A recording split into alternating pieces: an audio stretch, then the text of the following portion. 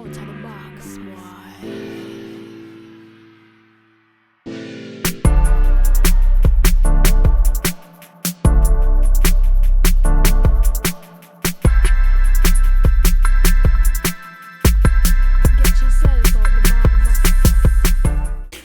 Hello YouTube, cheers and welcome to the basement. My name is Bruce Lively. And I'm D-Boy Slim.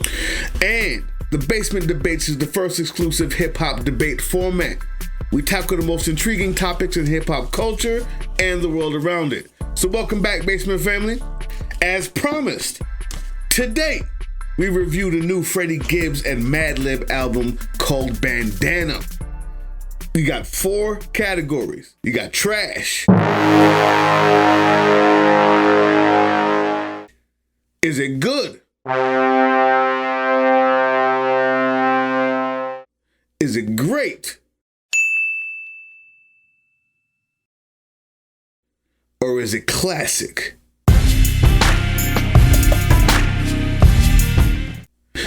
If it's not good, it's trash. That's why you don't have 5. It's only 4. Anyway, now we decide where this much anticipated album lies. You ready? With that being said, Lego.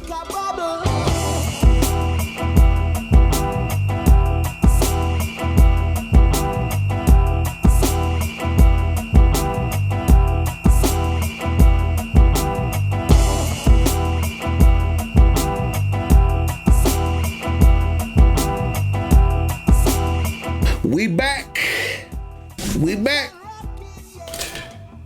The basement, we in the house, late night. Hey, it's been a while since they seen you, man. You all right? And I looking good? Do it look like I was left off bad and bougie? What? Huh? Do it look like I was left off bad and bougie? Excuse me? Freddie Gibbs, man, with Madlibs. First impressions, actually, it was anticipated, man. Were you anticipating it? I definitely wasn't anticipating it. As a matter of fact, that kind of caught me by surprise, actually. So I wasn't anticipating it. But well, let me rephrase that. Not anticipated the album, but anticipated Freddie Gibbs coming out with something else, something new. Well, that because he had been on a little roll where he was on a few websites. He had done a few interviews. He had done something totally different because I was waiting for him to come back with something. Gibbs was bubbling, as you may recall or you remember, for a while, and he, everybody who follows the underground or whatever have you, whatever category you may want to throw Gibbs in, knows that he's definitely in I'll get to that in 1 minute, but he's definitely to be regarded as, somebody serious, somebody, that's about their business, and he gets busy with the music. But he was derailed for a moment. I remember, hearing about he ran into those legal troubles outside of the country with some type of rape or whatever of an underage girl or something. But he was cleared of all charges and facts. He's come back. I didn't know that, I wasn't anticipating an album from him. I didn't actually know that he had or was coming back with an album, but what a refreshing surprise it was. Let me get straight to it. All right. Good. Trash. Great or classic? What you got? Let's start the debate. That was great. I think it's apparently something short of what we would consider a classic, but it was definitely great. It was great music. It was great for hip hop. It was great lyrics. It was great concepts. It was great hooks. There were great features. Everything about the album was great. It was. I think that's definitely the way to describe this one. It was great. Madlib, my man. If nobody else, and this is a producer himself, so I'm sure he was gonna get to that and crediting you Honestly, I've only heard of Mad Lib as it comes to Freddie Gibbs. Like, I've only heard him with Freddie Gibbs. So they formed some type of chemistry, and it's great. It was a refreshing surprise. The features that's on there, man. Should we get to that yet? Go. Should we wait? No, go ahead, because it's. There's a joint on there with Pusha T and Killer Mike. Got the rollie flooded, Maxine Waters. Fuck your boys and keep the vaccines off us. We got a reality star in the goddamn office, quite like the Reagan days. Young nigga, dope money, just half at it, nigga. Make money, more money, mathematics, nigga. That's where I figured you was going with it too, cause I'm gonna come right after you. We as fans here at the basement, we're appreciative of good hip hop when we hear it, and that's something that's definitely a gemstone and a contribution to the game. You know, that everyone on all levels could appreciate, whether you know, in the streets doing your 1-2, or you know, a political activist type dude, or you know, conscious, or however, because the fact that he put a Killer Mike and Pusha T on the same track, you get all of it in one. And I didn't break up the monotony in the song, or you know, it wasn't too preachy, it wasn't over the top, it wasn't crazy where it messed up any chemistry of any sort. It was a good song, it was good music, as was, like I said, the rest of the album. So, but that one sticks out to me because I think it was ingenious in putting Pusha T and Killer Mike on the same song. All right, so I completely and wholeheartedly disagree. What the hell are you talking about? As you should. Listen here, people, man. Obviously, you're tired. Let's see, you're laid back. You're talking soft. You're tired, man. You're tired. You're not thinking straight. It's obvious, because I'm gonna be real with you. First of all, when you say things like Freddie Gibbs and Madlib, a whole album together, oh man, that's got to be dope. And then you hear me say something like, this might have been one of Freddie Gibbs' best rap performances over 12 songs. I believe it was 12. Let me look again, 15, or at least 15 videos, maybe 12 songs.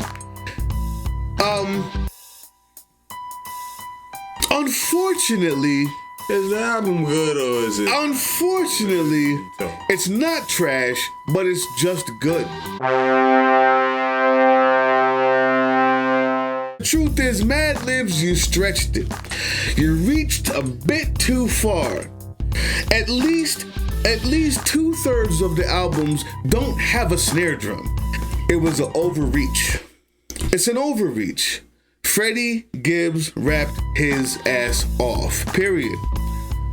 But unfortunately, I was waiting to hear something new from him. I was waiting to hear some growth from him. I'm listening to it now because I lost all my notes. Unfortunately, I lost the notes, so I'm doing it right here off the top with writing notes as I'm listening, and I'm remembering what I said. He overreached, Madlib did. And Freddie Gibbs, especially after we saw his interview on The Therapist on the Noisy channel. Angry at my friends, my job, myself. You know, I'm still not sure if I want to, even do this anymore. He broke himself down, his psychology down, his politics down, even his religion and his spirituality down. You know what I got in this? From song 1 to song 15, cocaine.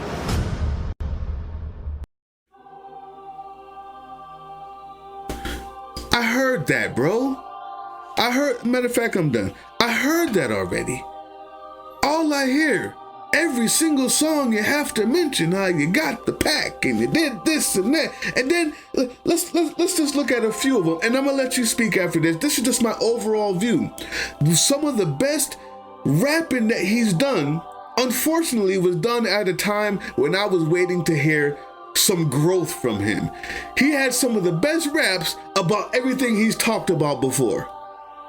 Cocaine. He is cocaine. He's a pound of cocaine. He's like Job's wife when he turned around and turned into a pillar of cocaine. That's it. That's it. So let's talk about some good points. Flat Tummy T. He talked about some of he did a review on America's social issues once or twice while talking about cocaine. A Peter Janae, I eat go looking hoes in a sprinter thing. They fucking with the cane. Black nigga, jack tripper, pack flipper, step out the kitchen and step in the booth and drop heat on these rap niggas without a cosign. Chain give me whiplash, my neck glass, save a little tax off the package, pay my connect fast. Situations. He finally mentioned his dad at the end and something personal that made you go, oh wow, that's new.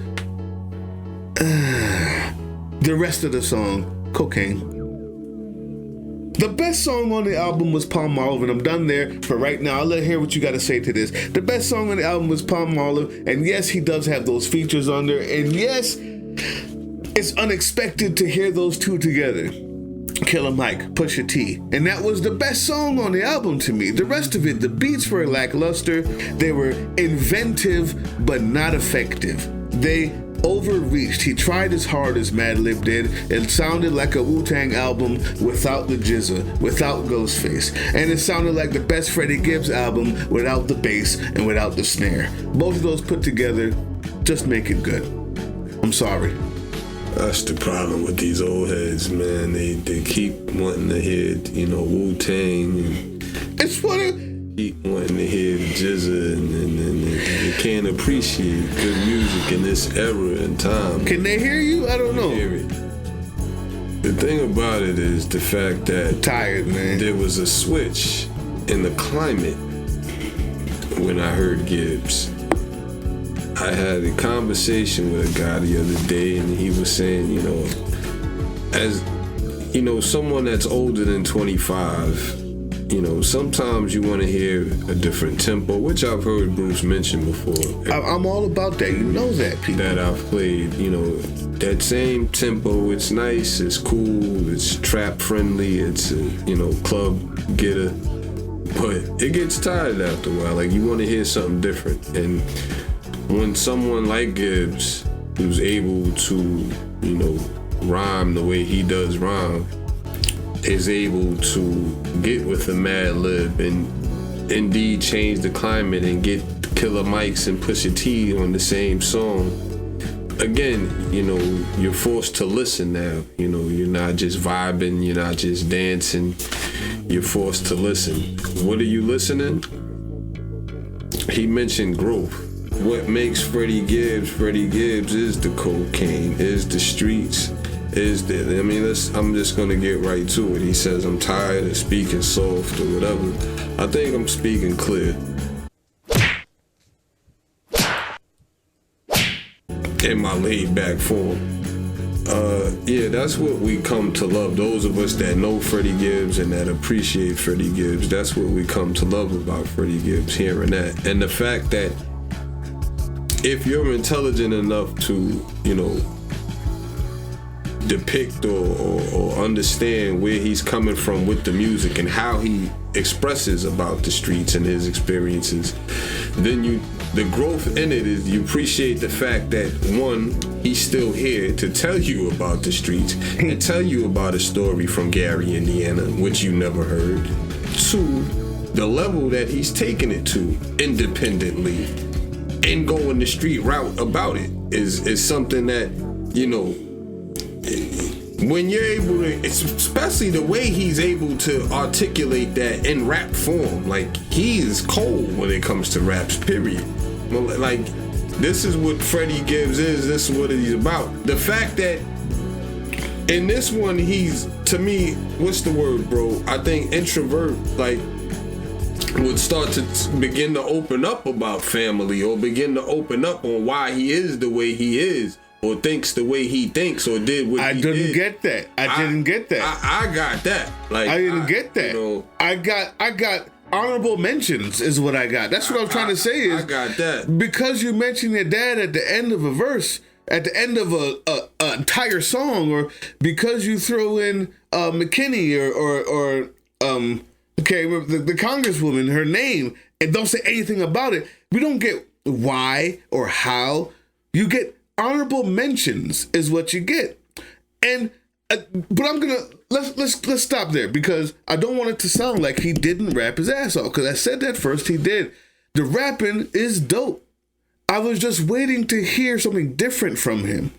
But if you're gonna rap the same thing, you might as well do it like this, because that's the best he's ever done it. Honestly, he's rapped his ass off. Let's get to the beats. How many times let's look at Cataracts. I'm listening to that right now.